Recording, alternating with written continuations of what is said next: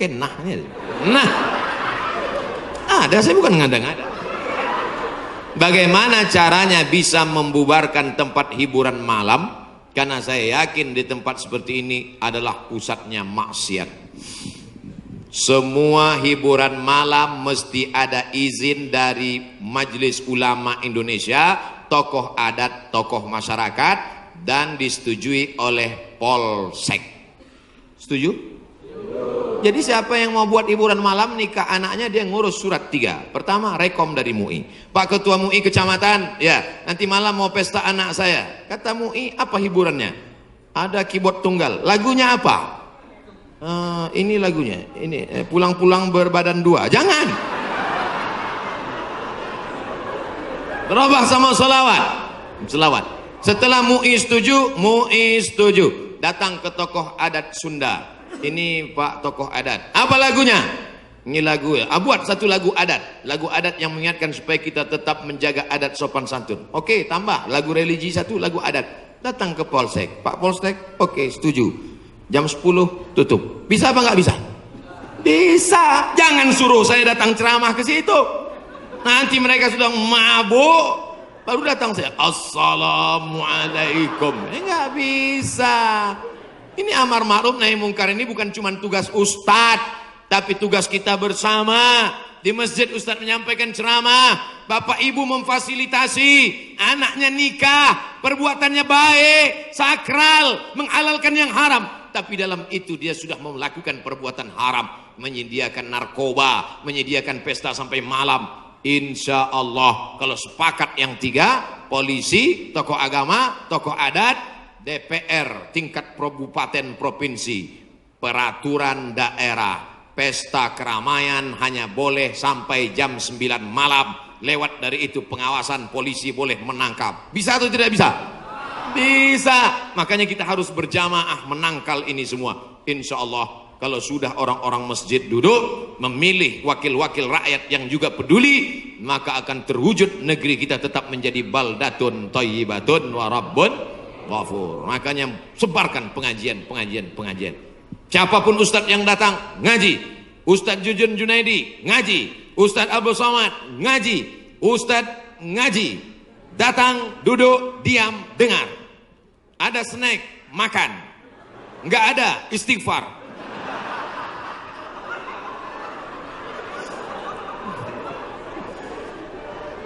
Ustadz Somad, saya manusia banyak dosa, tidak sholat Jumat. Kenapa nggak sholat Jumat? Man tarakal jumu'ata salasa marratin. Siapa yang nggak sholat Jumat 3 kali berturut-turut, tahawunan, bukan karena sakit, bukan karena darurat, tapi karena menyepelekan panggilan Allah, taba'allahu ala qalbi, Allah mengunci pintu hatinya. Kalau sudah hati terkunci, telinga tersumbat, mata tertutup, khatamallahu ala qulubihim wa ala sam'ihim wa ala absarihim ghishawah. 3 kali sholat Jumat kau tinggalkan, Allah mengunci pintu hatimu. Siapapun yang ceramah tak akan masuk ke telingamu. Na'udzubillah. Saya ingin bertobat dan sudah menjalankan taubat, maka sholat Jumatlah engkau. Siapa yang datang hari Jumat saat yang pertama seperti berkurban seekor onta, datang pada saat yang kedua seperti berkurban seekor lembu, datang saat ketiga seperti berkurban seekor kambing, datang saat keempat seperti berkurban seekor ayam, datang saat kelima seperti berkurban sebutir telur ayam. Sekarang banyak yang datang hari Jumat, jangankan telur ayam, telur puyuh pun nggak dapat. Datangnya kapan? Ketika khotib sudah naik ke atas mimbar, jamaah Jumat yang dimuliakan Allah, baru dia datang. Udah terlambat sholat sunat lagi. Allahu Akbar. Pakai baju kaos tertulis, emang masalah buat lo. Orang kalau taubat itu malu sama dosa-dosa masa lalu, bukan bangga. Ini banyak juga orang udah taubat. Ustaz Somad, saya ini baru hijrah. Dulu semua saya minum, semua narkotika saya pakai. Ente taubat apa sombong? Orang taubat mengenang dosa itu melelehkan air mata, nangis. Ada juga bukan bangga, Ada juga sebagian jamaah sudah tobat nangis, Ustaz kamu menyesal minjam uang. La ilallah. Kenapa hati ini masih keras Ustaz? Belum bisa nangis di saat tahajud Ustaz. Datang seorang bertanya kepada Nabi an qaswatil qalbi. Hatinya keras. Apa kata Nabi? At'imil masakin wamsah ra'sal yatim. Kalau mau melembutkan hati, kasih makan fakir miskin, usap kepala anak yatim. Siap? Ngaji jangan ditunda-tunda. Pulang dari sini langsung mampir ke rumah makan, beli nasi bungkus, bawa ke panti jompo. Anak mereka sudah meninggal, hidup sebatang kara, belikan kain sarung, langsung datang. Assalamualaikum Bapak Ketua Panti Jompo. Waalaikumsalam. Berapa semua orang jompo di sini? Ada 100 orang. Saya mau makan siang sama mereka. Semuanya 2 orang aja. Kebetulan bawa nasinya cuma 2 kan. Melihat mereka nanti menyuap, menggeletar tangannya memasukkan nasi yang kau masukkan, maka disitulah hatimu akan lunak. Pergi ke rumah anak yatim, tanya anak yatim sudah berapa bulan gak bayar uang sekolah. Lihat bajunya, dijahit sobek, rupanya kain sudah lapuk. Kain kelas 1 dipakai kelas 6. Belikan bajunya, senangkan hatinya. Nabi yang mengasih resep ini, an qaswatil qalbi. Azab yang paling hebat bukan miskin, azab yang paling dahsyat bukan susah. Azab di atas azab adalah hati yang keras. Wa inna minal hijarati lama yatafajjaru minhul alhar. Ada batu keras tapi masih bisa mengalirkan air. Wa inna minha lama yahbitu min khasyatillah. Ada batu yang keras tapi hancur berkeping ketika takut kepada Allah. Di atas bukit Tursina, saya ketika naik ke atas bukit Tursina di Mesir, tempat Nabi Musa menerima wahyu, itu nampak batu-batu hancur. Kata imam masjid yang ada di atas, inilah batu yang hancur saat takut kepada Allah SWT. Tapi kalau sudah hati menjadi keras, maka tak akan meleleh apa-apa. Kalau ada orang tidak meleleh apa-apa, pelit, medit, bakhil, itu salah satu ciri hati yang keras. Lunakkan hati dengan banyak bersedekah. Saya kalau ikut pengajian, telinga saya tahan. Kalau ikut sholat malam, mata saya tahan. Kalau datang ke masjid, kaki saya tahan. Tapi kalau sudah keluar duit, dompet saya nggak tahan. Banyak orang ketika keluar, alhamdulillah masjid ini adalah wakaf orang-orang baik di Panyawangan, di Jawa Barat. Ternyata orang-orang Sunda, orang-orang Jawa Barat ini berwakafnya tidak tanggung-tanggung, langsung satu masjid. Mudah-mudahan akan banyak wakaf-wakaf yang lain insyaallah. Amin. Sekarang banyak juga orang berwakaf. Ustaz Somad, itu tanah saya wakafkan. Mantap. Begitu diurus di Badan Pertahanan Nasional, rupanya suratnya 5. Kenapa kau wakafkan tanah bermasalah? Karena bermasalah, itulah saya wakafkan Ustaz. Nauzubillah. Kalau hatimu masih keras juga, hadirlah di tempat penguburan jenazah. Berdirilah di tepi kubur tempat jenazah. Kubur, suruh kawan satu nyenggol dari belakang. Masuk kau ke dalam, kau sambut jenazahnya, kau pegang masuk ke lubang, terasa dingin dari bawah, sadarlah bahwa kau juga akan mati masuk ke dalam. Rumahmu yang besar tinggal, istrimu akan nikah dengan brownies. Mobilmu yang mewah akan dijual, suratnya akan berganti di kantor Samsat. Tanahmu akan diganti akte notaris. Kau hanya akan membawa 2-3 helai kain kafan, digulung macam dodol Garut. Apa yang kau bawa mati menghadap Allah Subhanahu wa taala? Ada orang Islam mati bawa seragam, ada. Tadi saya baru dikasih jaket kulit, sayang sekali, tapi jaket itu pun tinggal kalau kau mati Abdul Somad. Kenapa nggak dipakai sekarang? Panas. Apa yang kau bawa mati?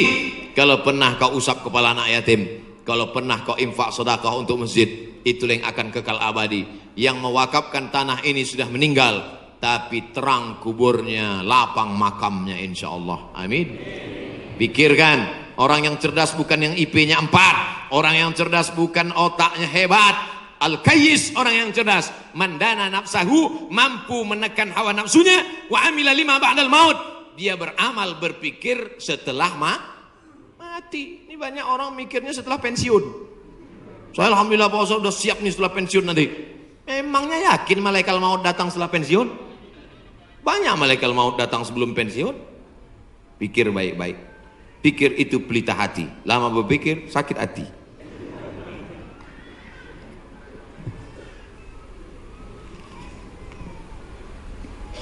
Bagaimana kita bisa membedakan musibah, cobaan, bencana, atau azab? Seperti ujian dosen. Misalnya virus corona yang sedang merebak sehingga dampaknya pada kaum muslimin, khususnya muslimin di Indonesia yang tidak dapat melaksanakan ibadah umroh. Pertanyaan dari Bapak Ridwan Ahmad Faizin Emrian Abidin Bandung. Ternyata ini pertanyaan kolektif. Misalnya saya demam. Dari mana saya bisa membedakan demam saya itu menghapus dosa, atau demam laknat, atau demam ujian iman, atau demam itu dari mana saya bisa tahu? Oh, kalau demamnya cuman 36 derajat Celcius itu menghapus dosa. Kalau 40 derajat itu laknat. Kalau 100 derajat kebakaran. Di mana kita bisa tahu? Tidak ada yang bisa membedakannya kecuali introspeksi diri. Satu, la yusibul mu'min min nasabin wala wasabin wala saqamin wala syaukin yastakuha. Kalau ada orang yang kena susah hati, gundah gulana, sakit, duri menusuk tapak kaki, keluar dari rumah lupa pakai sendal, melangkah, duri menusuk tapak kaki, illa kafarallahu anhu biha sayyi'atuh, maka dengan itu sebenarnya Allah ingin membersihkannya dari dosa. Makanya kita selalu husnuzan. Ana dalam hadis kursi apa kata Allah? Ana inda husni zanni abdi bi. Aku menurut prasangka hambaku kepadaku. Maka kalau kita kena penyakit, yang pertama husnuzan pada Allah, bahwa sebenarnya Allah ingin membersihkan kita dari dosa. Yang kedua, saya nggak ada dosa Pak Ustaz. Apa dosa saya? Saya nggak pernah minum khamar, saya nggak pernah sabu-sabu, saya nggak pernah berzina, saya nggak pernah pakai narkoba. Dosamu adalah ketika kau merasa bahwa kau tidak berdosa. Itulah dosa. Dosamu adalah ketika engkau sehat tapi tak kau pakai mensyukuri nikmat Allah. Itulah dosa. Maka ke siapa yang berkata saya tidak pernah silap, saya tidak pernah salah, saat itu dia sedang silap dan salah. Al-insan mahallul khata' wan nisyan. Manusia tempatnya silap, lupa dan salah. Yang kedua, ketika kita sakit, sebenarnya Allah ingin mengangkat derajat kita, karena sebetulnya amal kita tidak cukup. Kita sudah ditempatkan di tempat surga Jannatul Firdaus, tapi ketika malaikat ditanya, sudah cukupkah amalnya? Belum. Beri dia ujian supaya amalnya mencukupkan dia dengan amal sabar. Ada amal yang lebih tinggi dari tahajud, lebih hebat daripada jihad. Apa dia? Innama yuwaffas sabiruna ajrahum bighairi hisab. Amal sabar menerima musibah, tidak caci maki, sumpah serapah. Yang ketiga, bisa jadi laknat Allah. La ta'murunna bil ma'ruf. Mestinya kau tolong saudaramu yang ada di Uighur. Mestinya kau bantu saudaramu yang sedang teraniaya di India. Tapi mulutmu diam, kau tak mau menolong. Ketika musibah dikirimkan Allah dalam bentuk bencana, ternyata yang kena bukan yang jahat-jahat saja, yang baik-baik pun ikut juga kena. Maka tidak ada cara lain kecuali mohon ampun, minta ampun, taubat, nasuha kepada Allah Subhanahu wa ta'ala. Oleh sebab itu maka yang bisa membedakannya hanya Allah, dan kita hanya berhusnuzon kepada Allah Subhanahu wa ta'ala. Bagaimana cara membentengi bencana yang semakin banyak akhir-akhir ini? Itulah yang udah aku ceramahkan tadi.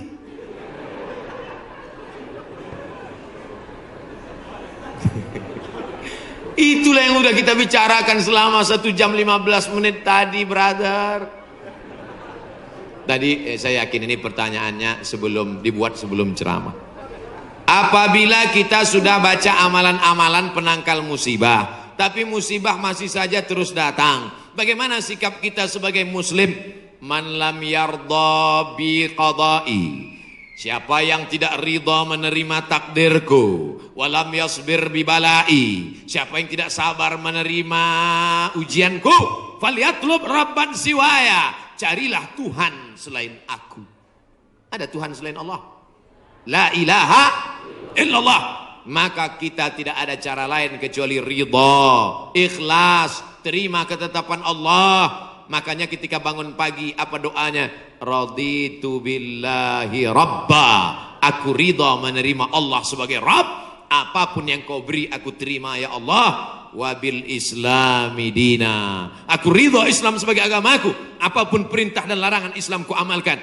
Wabi Muhammadin nabiyya wa rasula. Aku ridha Muhammad sebagai rasulku, maka kita ikut sunnah Rasulullah Muhammad sallallahu alaihi wasallam. Terjadi juga ridha. Tapi kalau terjadi karena kurang usaha, hukum sebab akibat. Sudah disimpan uang di dalam dompet, dompetnya dikunci, dompetnya dalam laci, lacinya dikunci, lacinya dalam lemari, lemarinya dikunci, lemarinya dalam kamar, kamarnya dikunci, kamarnya dalam rumah, rumahnya dikunci, rumahnya dalam komplek, kompleknya dikunci. Hilang juga. Terus mau ngamuk. Tidak ada cara lain kecuali ridha kepada Allah. Tapi kalau punya sepeda motor enggak dikunci, malah berhenti, mesinnya hidup, kuncinya diletakkan, terus sibuk beli ngobrol, beli kangkung 2 ikat, ngobrolnya 2 jam. Ketika dilihat hilang. Terus ketika hilang suaminya nanya, mana motor kita? Ridho mas. Itu bukan ridho, goblok. Mohon maaf saya keceplosan. Oleh sebab itu maka tetap ada Ahlus Sunnah wal Jamaah mengajarkan kita ada namanya al-kasbu wal ikhtiar. Bahasa kitanya namanya usaha. Kalau pemerintah menyuruh pakai masker, usaha. Jangan tidak ikut. Suruh cuci tangan sering. Sebetulnya kita nggak perlu belajar masalah cuci tangan. Ada nggak ada virus kita tetap cuci tangan, betul? Subuh cuci tangan, zuhur cuci tangan, asar cuci tangan, maghrib cuci tangan, isya cuci tangan, tahajud cuci tangan, witir cuci tangan, duha cuci tangan. Orang Islam paling sering cuci tangan. Makanya saya heran kalau sampai anak-anak kita diajarkan, mama siapkan gayung sama sabun. Untuk apa nak? Hari cuci tangan internasional. Loh, kita nggak perlu diajari cuci tangan. Nanti takutnya 20 tahun akan datang ada lagi namanya Hari Cebok Nasional. Dari 14 abad yang lalu kita sudah bersih, betul? Tidak akan ada bakteri bersarang di ujung-ujung jari kita karena kita paling sering cuci tangan. Tidak akan ada bakteri yang bersarang di ujung kuku kita karena kita paling potong kuku hari Jumat. Kalau seminggu tak akan mungkin kukunya panjang. Makanya Nabi berkata, asfaraka, kukumu kenapa panjang? Inna syaitana yaqudu ma tala minha. Setan duduk di kuku yang panjang. Makanya pertama yang dijaga dalam Islam adalah kebersihan. Kuman datang, binatang dipotong. Setelah dipotong darahnya keluar karena ternyata bakteri ada di dalam darah. Setelah darahnya keluar, dipotong-potong, dicuci sampai 4 kali. Ibu, saya tidak punya saudara perempuan. Waktu masih kecil di rumah, bantu ibu di rumah, saya disuruh cuci. Selamat, cuci daging, saya cuci. Kalau ayam 2 kali, kalau kambing 4 kali. Kenapa gitu mak? Ayam kakinya 2, kambing kakinya 4. Saya nggak tahu anak kecil. Sekarang saya baru tahu. Ternyata ayam dagingnya putih, darahnya nggak banyak. 2 kali sudah bersih. Tapi kambing sekali masih merah, 2 kali masih merah, 3 kali agak pucat, 4 kali bersih. Setelah itu baru dimasukkan, dibuang airnya, disolawatkan, baru dimasak. Mereka tidak, kambing tidak dipotong, kambing matinya di stunning. Ada pistol, tapi pelurunya nggak keluar, ditahan. Itu skalanya 8, ditembakkan ke kening sapi, tembak ke kening sapi, sapinya mati, darahnya nggak keluar. Kalau sampai 8 mati, tapi kalau 7 bodoh aja. Itu sapi-sapi dari Australia yang datang ke tempat kita yang liar seperti banteng, itu ditembak otaknya skala stunning 7. Bodoh. Ibu kalau ada bapak yang liar, tembak skala itu. Mas, mama mau pergi arisan, pel lantai, mandikan anak, dan papa. Nah itu udah kena stunning. Jangan diamal. Tidak dipotong, hanya stunning 8 skala, akhirnya sapi tumbang, darahnya masih dalam daging, bercampur dengan darah bakteri penyakit, dipotong-potong, diletakkan di atas api yang tidak terlalu matang, bolak-balik, nggak dicuci, darah nggak keluar, masuk ke dalam roti, dicampur, dimakan, barbecue. Habis dimakan kena penyakit medco. Ko sapi, med gila, medco sapi gila.